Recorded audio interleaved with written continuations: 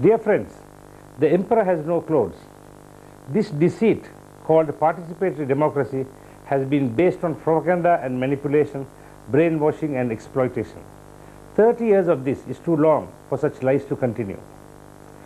Nearly 2 centuries ago, the Danish author Hans Christian Andersen wrote a wonderful fairy tale titled The Emperor's New Clothes. It is the story of the ruler of a distant land who was so enamored of his appearance and his clothing that he had a different suit for every hour of the day. One day, 2 rogues arrived in town claiming to be gifted weavers. They convinced the emperor that they could weave the most wonderful cloth which had a magical property. It became invisible to anyone who was totally stupid. The emperor was impressed and ordered the weavers to begin work immediately. The rogues, who had a deep understanding of human nature, began to pretend working on empty looms. Minister after minister went to view the new clothes, and all came back praising the beauty of the cloth on the looms, even though none of them could see a thing. They were too frightened to tell the truth, as they did not want to admit that they were totally stupid. Finally, a grand procession was planned for the emperor to display his finery. The emperor went to view his clothes and was shocked to see absolutely nothing. But the fear of admitting to being totally stupid made him pretend to admire the fabulous cloth, inspect the clothes with awe, and after disrobing, go through the motions of carefully putting on a suit of the new garments.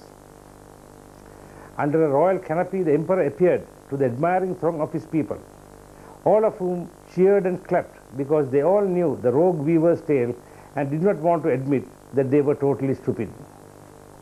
Then the emperor passed a small child who innocently cried out in surprise for all to hear, "The emperor has no clothes, the emperor has no clothes." Since 1972, this nation has been deliberately misled, very much like the emperor, his ministers, and all his loyal subjects. And today, Swarajya, like the simple innocent child, is crying out, "The emperor has no clothes." If you are still wondering as to what I am talking about and what this great deception is, let me take you back to 1972, when we framed a new Republican Constitution in which we enshrined in Chapter 1, Article 3, that sovereignty is in the people and is inalienable. Once again, in 1978, we changed our Constitution, and in Chapter 1, Article 3 of that Constitution, we repeated most pompously that sovereignty is in the people and is inalienable. The Sri Lanka government's proposal for constitutional reform in October 1997, in Chapter 1, Article 2.1, states once again most vehemently that sovereignty is in the people and is inalienable. In all 3 documents, there is this sentence of 8 words, repeated irrevocably, that sovereignty is in the people and is inalienable. Quite obviously, this statement must be one of great significance because this is the bedrock, the fundamental principle on which the Constitution is based. I studiously checked the dictionary for the meaning of the 2 key words in that statement, sovereignty and inalienable. Sovereignty means supreme power or authority, and inalienable means unable to be taken away from or given away. This struck a chord in my mind, and long forgotten memories surfaced about that fairy tale that we learnt in school about the emperor's new clothes. He did not have any. This paradise on earth, home for 19 million people, has been living a lie for a long, long time. We are now at the stage where we are being led by the nose to anarchy, willingly and most enthusiastically. The carnival atmosphere during election time is testament to this. Absolutely no effort has been made by any of our so-called leaders to give life to those 8 words that define the very essence of our politics as enunciated in our Constitution, that sovereignty is in the people and is inalienable. We were told that the 1978 Constitution would strengthen democracy, but it is clear that day by day we are tending towards despotism. We were told that the rule of law would always prevail, but hour by hour we are regressing towards the law of the jungle. We were told that the billions spent on irrigation schemes, highways, health, education and power generation would give us a better standard of living. But our rivers run dry, our roads are in gridlock, the health services are in shambles, education is noticed by its absence, And seasonal blackouts are a way of life when we once cherished dreams of exporting electricity to India. We were led to believe that we would once again become the breadbasket of Asia, but our people are even more ill-nourished today than they were 3 decades ago. We are being frightened to believe that one solution to the ethnic conflict would split the country and the other would escalate the war, never asking how this all began. The time has come for the people to wake up from their mentality of accepting without inquiry or any semblance of protest everything that is dished out to them. It is time to stand up for your rights, giving life to Article 3 of the Constitution, that sovereignty is in the people, not only at election time, but always. We cannot expect those who are fattening themselves on 300 rupee meals and shamelessly paying 25 rupees for it to give up this elegant cuisine without a struggle. We cannot expect those who have grown lazy by having poorly paid policemen and members of the armed services as personal servants in their homes for themselves, their wife and children, to step down from this remarkable lifestyle without resistance. We cannot expect those who have suddenly found intellectual eminence by treating public servants of impeccable character, capability and capacity as lackeys to revert back to their original positions of anonymity without some opposition. We cannot expect those who have usurped our rights to release their hold on us. We must put a stop to these ever-escalating trespasses that our representatives carry out in our name. Do not despair. There is still a way out of this quandary, but not for too long. So you must act fast, or you stand to lose everything forever. The way out is not by depending on the character and integrity of those who ask for your vote, but by depending on a system that guarantees the sovereignty. Such a choice has not been offered to you before today.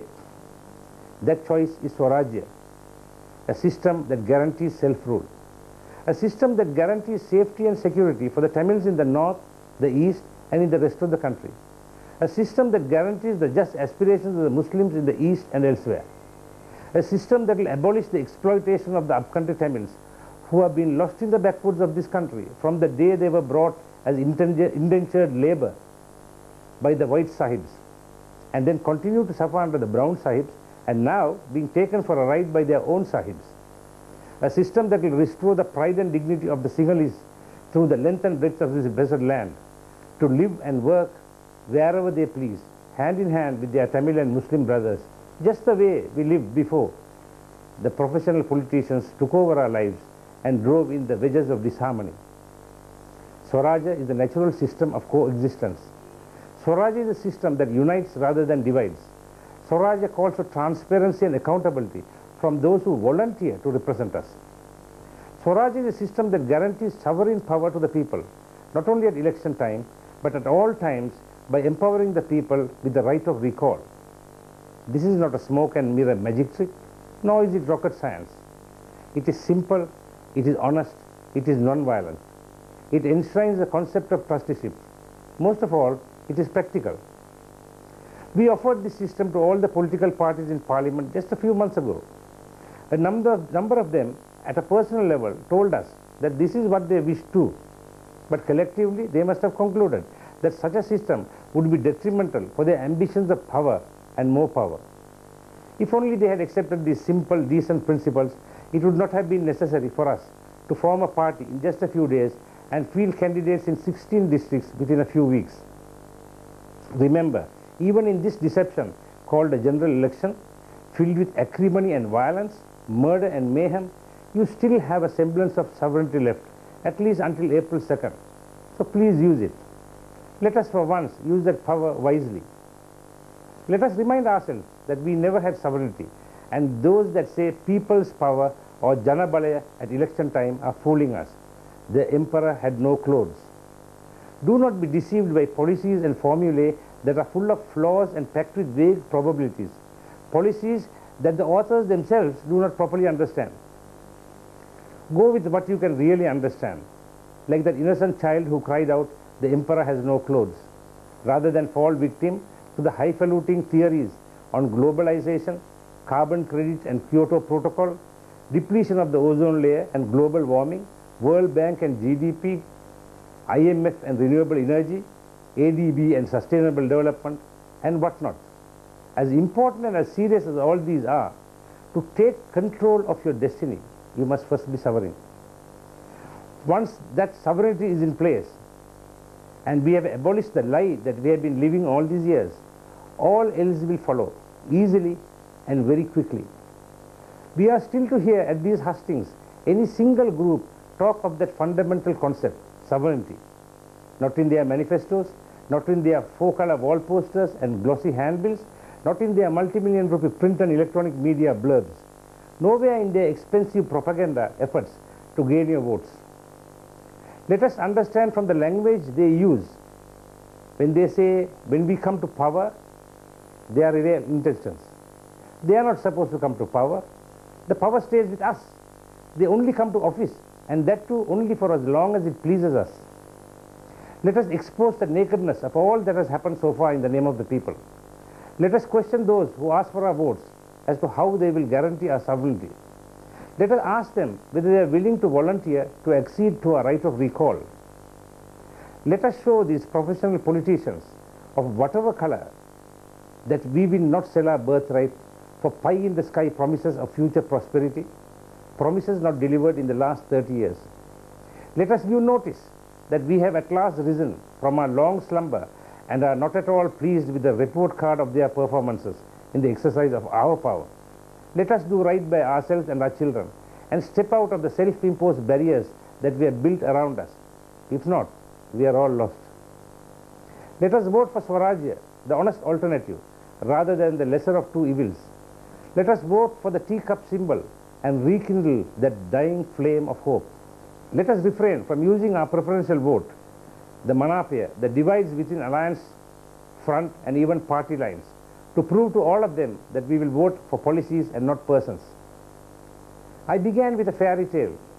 Let me close with a quote from one of the most brilliant minds in the last 100 years, Albert Einstein.